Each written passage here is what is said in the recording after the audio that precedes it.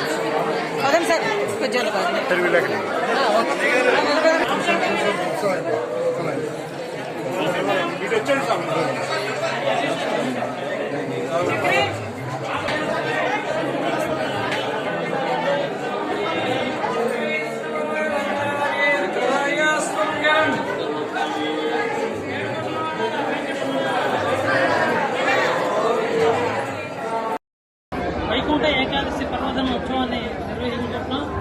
ఉదయం నుంచి సుమారుగా 20,000 మంది భక్తులు ఇప్పటికే వచ్చి దర్శనం చేసుకున్నారు. వచ్చిన భక్తులందరికీ కూడా చక్కటి ప్రసాదాన్ని, చక్కటి దర్శనాన్ని దేవస్థానం వాళ్ళు ఏర్పాటు చేశారు. దాంతోపాటు అందరికీ ఉచిత వాహన సదుపాయాన్ని కూడా ఏర్పాటు చేయడం జరిగిందన్నమాట.